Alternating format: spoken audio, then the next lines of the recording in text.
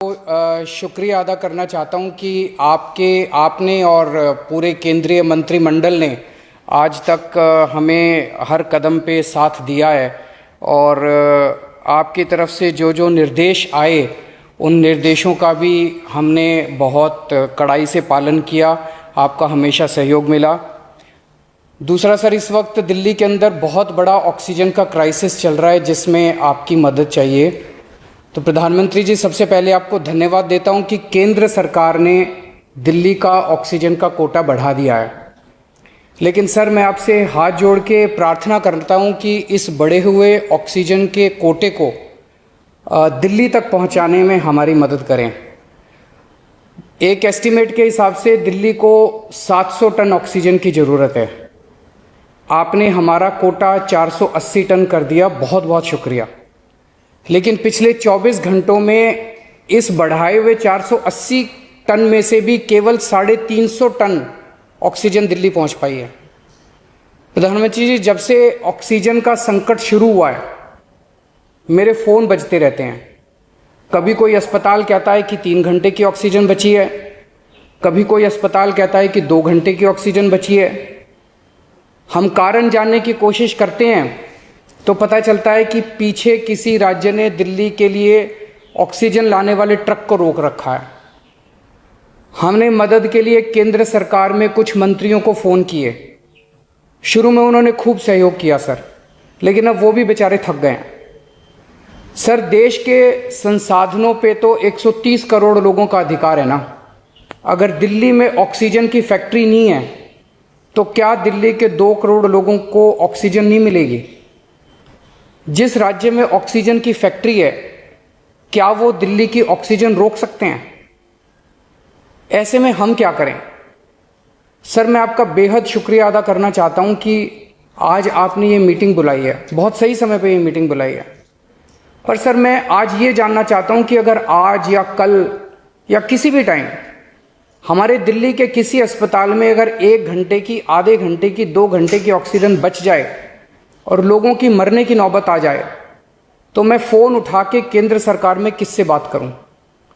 Sir, मैं ये जानना चाहता हूं कि अगर कोई राज्य दिल्ली के कोटे की ऑक्सीजन का ट्रक रोक ले तो मैं फ़ोन उठा के किससे बात करूं? हालत काफ़ी ज़्यादा गंभीर हो चुके हैं सर। हम अपने लोगों को मरने के लिए तो नहीं छोड़ सकते। हमें लोगों को ये विश्वास दिलाना पड़ेगा कि एक एक जिंदगी हमारे सबके लिए कीमती है। हम आपसे फिर से दिल्ली के लोगों की तरफ से हाथ जोड़ के अपील कर रहे हैं कि सर, तुरंत कोई कठोर और सार्थक कदम नहीं उठाया गया तो शायद दिल्ली के अंदर कोई बहुत बड़ी त्रासदी हो सकती है। मैं आपसे मार्गदर्शन चाहता हूं सर। कुछ ही राज्य हैं जहां से मैक्सिमम दिल्ली की ऑक्सीजन आती है और जहां सबसे ज़्यादा दिक्कत आ रही है और जहां सबसे ज़्यादा हमारे ऑक्सीजन के ट्रक रोके जा रहे हैं। मेरी आपसे विनती है, अगर आप उन राज्यों के मुख्यमंत्री को एक बार बोल दें, फ़ोन कर दें कि हमारे ऑक्सीजन के ट्रक ना रोकें तो दिल्ली के लोगों को ऑक्सीजन मिल जाएगी। आपका एक फ़ोन ही बहुत है सर उनको। दिल्ली के 2 करोड़ लोगों की तरफ से मैं आज आपसे हाथ जोड़ के विनती कर रहा हूं कि सर, आप हमारी मदद कर सकते हैं। आप कृपया हमारी मदद कीजिए और अस्पताल में लोगों को ताकि ऑक्सीजन मिल जाए। ऑक्सीजन की कमी के कारण अस्पताल में जो हालत बने हुए हैं वो अब देखे नहीं जाते।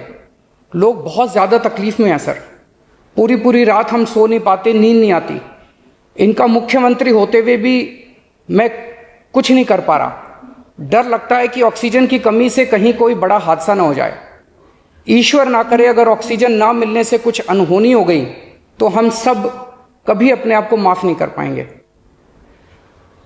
प्रधानमंत्री जी, कोरोना से देश को बचाने के लिए एक नेशनल प्लान बनना चाहिए। इस नेशनल प्लान के अंतर्गत देश के सभी ऑक्सीजन प्लांट्स को तुरंत आर्मी के जरिए केंद्र सरकार टेक ओवर करे। ऑक्सीजन प्लांट से निकलने वाले हर ट्रक के साथ एक आर्मी का एस्कॉर्ट व्हीकल रहेगा तो कोई उस ट्रक को फिर आगे रोक नहीं पाएगा। सर, दिल्ली का जो ऑक्सीजन का कोटा आपने बढ़ाया, हम उसके बड़े शुक्रगुजार हैं। लेकिन उसमें लगभग 100 टन ऑक्सीजन उड़ीसा और वेस्ट बंगाल से आनी है। हम परसों से, जब से कोटा बढ़ा है, हम कोशिश कर रहे हैं उस ऑक्सीजन को दिल्ली लाने की। मेरा आपसे निवेदन है कि यहाँ से ऑक्सीजन अगर हो सके तो हमें हवाई जहाज से उपलब्ध करवाई जाए, और नहीं तो जैसा अभी बताया गया आपका आइडिया है ऑक्सीजन एक्सप्रेस शुरू करने का, वो ऑक्सीजन एक्सप्रेस शुरू करके वेस्ट बंगाल और उड़ीसा से हमें ऑक्सीजन दिलवाई जाए।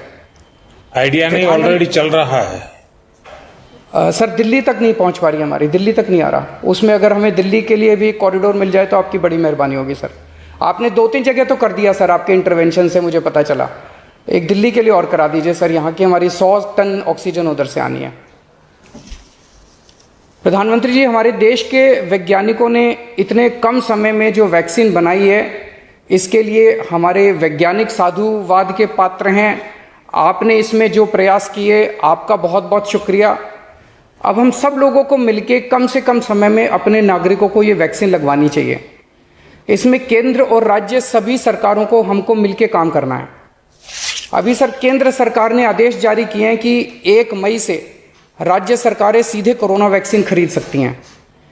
इसके बाद एक वैक्सीन की कंपनी ने अपने रेट जारी किए हैं कि वो केंद्र सरकार को 150 रुपये में और राज्य सरकारों को 400 रुपये में देंगे। सर एक ही देश में एक ही सामान के 2 रेट कैसे हो सकते हैं? 1 नेशन 1 रेट होना चाहिए। सारे देश को एक ही दाम पे वैक्सीन मिलनी चाहिए। अगर देश एक है तो वैक्सीन का दाम भी तो एक ही होना चाहिए। तो मैं आपसे निवेदन करता हूं कि केंद्र सरकार को, राज्य सरकारों को एक ही रेट पे वैक्सीन मिले। जिस रेट पे केंद्र सरकार को वैक्सीन मिल रही है, उसी रेट पे राज्य सरकारों को भी वैक्सीन मिलनी चाहिए। सर हर एक जान हम सब लोगों के लिए कीमती है। हमें ये एहसास हर भारतीय को इस वक्त कराना होगा। इसलिए मेरा मानना है कि देश में सबको दवाई, सबको वैक्सीन और सबको ऑक्सीजन मिलनी चाहिए, और बिना किसी विवाद और बिना किसी रुकावट के ये मिलनी चाहिए। मेरा विश्वास है देश में अगर कोरोना के खिलाफ एक नेशनल प्लान होगा तो हम सभी राज्य सरकारें और केंद्र सरकार मिलके इस दिशा में काम करेंगे।